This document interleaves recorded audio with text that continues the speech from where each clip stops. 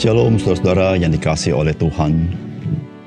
Kesatuan merupakan hal yang indah untuk dipandang mata dan juga indah di dalam kita menikmatinya. Namun kesatuan bukan hal yang mudah. Lebih mudah kita tercerai-berai satu sama lain. Hal ini bukan sesuatu yang kita heran. Semua itu terjadi karena setiap orang punya kepentingan masing-masing. Saudara, tercerai-berai itu adalah ekspresi daripada dosa. Saudara, Tuhan suka akan kesatuan. Mari kita belajar menghidupkan apa yang menjadi kesukaan Tuhan dalam hidup kita, yaitu kesatuan dalam hidup kita. Salam jumpa dalam program Tuhan adalah Gembalaku. Saudara, kesatuan tubuh Kristus itu merupakan karya Roh Kudus. Sehingga kita sebagai orang-orang percaya, kita tidak tercerai-berai, tetapi Roh Kudus mempersatukan kita di dalam tubuh Kristus. Sehingga saudara, setiap kita orang percaya adalah anggota daripada tubuh Kristus. Dan saudara, orang percaya yang dipimpin oleh Roh Kudus atau dipenuhi Roh Kudus, kenyataannya adalah dia mengusahakan dan selalu menginginkan dan selalu bertindak bersikap mendukung kesatuan di dalam tubuh Kristus. Saudara, kesatuan memang karya Roh Kudus. Namun saudara, kesatuan ini harus sungguh-sungguh dipelihara oleh kita sebagai orang percaya. Karena kita orang percaya masih dalam darah dan daging, saudara. Jikalau kita hidup duniawi dengan kepentingan diri kita sendiri, maka kita cenderung dapat memecah kesatuan itu di dalam tubuh Kristus dan terjebak di dalam perseteruan satu sama lain. Saudara, kesatuan tubuh Kristus itu pekerjaan Roh Kudus. Nah, saudara, Roh Kudus itu mempersekutukan kita di dalam Kristus satu sama lain. Oleh karena itu, saudara, jikalau saudara ingin rindu kesatuan itu terpelihara dengan manis, maka saudara tidak bisa tidak. Kita harus membangun persekutuan satu sama lain. Saudara, yang dimaksud persekutuan itu adalah relasi yang baik, interaksi yang intens, saling melayani satu sama lain, saling mendukung satu sama lain. Saudara, kekurangan persekutuan membuat satu dengan yang lain bak ada jurang yang memisahkan. Dan saudara, tanpa terasa, saudara, perbedaan-perbedaan sedikit mulai meretakkan kesatuan tubuh Kristus itu. Saudara, mari saudara, kita membangun persekutuan satu sama lain, karena itu kesukaan daripada Tuhan. Mari kita membaca Nehemia pasal 4 ayat 15 sampai 23. Ketika didengar musuh kami bahwa rencana mereka sudah kami ketahui, dan bahwa Allah telah menggagalkannya, maka dapatlah kami semua kembali ke tembok masing-masing ke pekerjaannya. Sejak hari itu sebagian daripada anak buahku melakukan pekerjaan, dan sebagian yang lain memegang tombak, perisai, dan panah, dan mengenakan baju zirah, sedang para pemimpin berdiri di belakang segenap kaum Yehuda. Yang membangun di tembok, ada orang-orang yang memikul dan melakukan pekerjaannya dengan satu tangan, dan dengan tangan yang lain mereka memegang senjata. Setiap orang yang membangun bekerja dengan berikatkan pedang pada pinggangnya, dan di sampingku berdiri peniup sangkakala. Berkatalah aku kepada para pemuka dan para penguasa dan kepada orang-orang yang lain. Pekerjaan ini besar dan luas, dan kita terpencar pada tembok yang satu, jauh daripada yang lain. Dan kalau kamu mendengar bunyi sangkakala di suatu tempat, berkumpullah ke sana mendapatkan kami. Allah kita akan berperang bagi kita.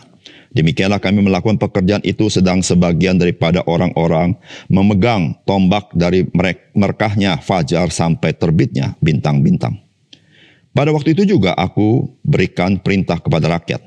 Setiap orang dengan anak buahnya harus bermalam di Yerusalem, supaya mereka mengadakan penjagaan bagi kami pada malam hari dan melakukan pekerjaannya pada siang hari.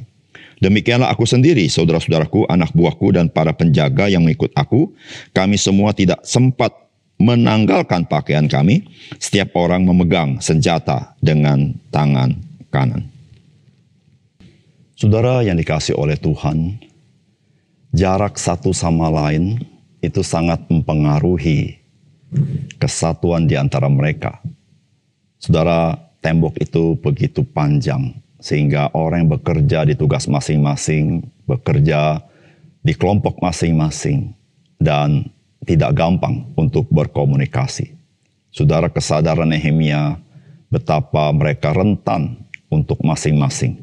Oleh karena itu Nehemia memberikan cara supaya mereka tetap memiliki kesatuan, yaitu ketika bunyi sangkakala, maka seluruh umat Tuhan itu harus bersatu untuk menjalankan apa yang harus mereka lakukan. Saudara, itulah cara Nehemia tetap menjaga kesatuan umat Tuhan. Saudara, apakah pesan firman Tuhan bagi kita? Saudara, yang pertama, tugas dan pelayanan masing-masing tidaklah memecah kesatuan. Asalkan hati setiap orang memelihara kesatuan itu. Saudara, firman Tuhan berkata, sejak hari itu sebagian daripada anak buahku melakukan pekerjaan dan sebagian yang lain memegang tombak, perisai dan panah dan mengenakan baju zirah, sedang para pemimpin berdiri di belakang segenap kaum Yehuda yang membangun di tembok itu. Orang-orang memikul dan melakukan pekerjaan dengan satu tangan dan dengan tangan yang lain mereka memegang senjata. Setiap orang yang membangun bekerja dengan berikatkan pedang pada pinggangnya dan di sampingku berdiri peniup sangkakala. Berkatalah aku kepada para pemuka dan para penguasa dan kepada orang-orang yang lain. Pekerjaan ini besar dan luas dan kita terpencar pada tembok yang satu jauh dari yang lain.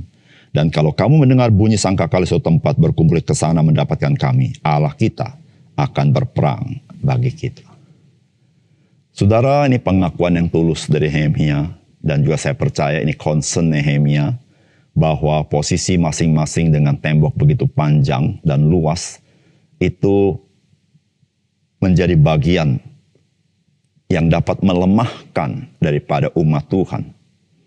Saudara, Nehemia mengajarkan mereka, jikalau mereka ada mendengar bunyi sangkakala setempat, mereka harus berkumpul ke sana. Saudara, di situ saudara-saudara untuk menjaga supaya umat Tuhan tetap bersatu di dalam menghadapi pergumulan yang mereka hadapi. Saudara, apa artinya bunyi sangkakala ketika mereka mendengar mereka harus berkumpul ke sana? Saudara, bunyi sangkakala itu ketika mereka berkumpul menggambarkan hati mereka. Saudara, ketika bunyi sangkakala mereka berkumpul ke suatu tempat setelah mereka mendengar bunyi itu, menggambarkan bahwa hati mereka memang bersatu meskipun lokasi mereka terpencar-pencar. Saudara, jikalau mereka tidak punya hati untuk bersatu, bagaimanapun bunyi sangkakala itu begitu kencang, mereka tidak akan kumpul ke sana jikalau masing-masing mencari kepentingannya sendiri. Saudara, di sini kita belajar bahwa jarak itu tidak memberikan pengaruh yang sangat signifikan di dalam kesatuan. Namun yang memberikan sumbangsi signifikan di dalam kesatuan itu hati kita. Saudara, apakah hati kita adalah hati yang mementingkan kesatuan daripada kepentingan diri kita? Itu sangat menentukan. Saudara, jikalau hati kita mengutamakan kesatuan itu, maka kita dengan cepat merespons ketika ada satu kegiatan kita bersekutu satu sama lain, melayani satu sama lain, maka kita suka melakukannya. Namun kalaupun kita ada duduk dekat bersama, tapi hati kita tidak memiliki semangat kesatuan, saudara, sesungguhnya kesatuan tidak ada. Oleh karena itu, saudara, mari kita sebagai orang percaya di dalam rangka kita mengasihi Tuhan, menghargai pekerjaan Roh Kudus, menghargai dan menghormati Kristus, dan juga ingin menyenangkan Tuhan. Saudara, biarlah Roh Kudus membentuk hati kita menjadi hati yang rindu memiliki kesatuan di dalam tubuh Kristus, karena kita ingin melayani satu sama lain. Yang kedua, saudara, Tuhan itu terus bekerja tahap demi tahap di dalam setiap tahapan pekerjaan Tuhan. Saudara, firman Tuhan berkata, ketika didengar musuh kami bahwa rencana mereka sudah kami ketahui dan bahwa Allah telah menggagalkannya, maka dapatlah kami kembali ke tembok masing-masing ke pekerjaannya. Ayat 20, dan kalau kamu mendengar bunyi sangkakala di suatu tempat, berkumpullah ke sana mendapatkan kami. Allah kita akan berperang bagi kita. Saudara, Tuhan tidak henti-hentinya terus bekerja di tengah-tengah umat Tuhan yang sedang membangun pekerjaan Tuhan. Dari satu tahap telah selesai, Allah masuk ke tahap yang lain, dan Tuhan tetap bekerja di tahap yang lain dengan caranya sendiri. Saudara, Tuhan sudah menggagalkan rencana musuh-musuh daripada umat Tuhan.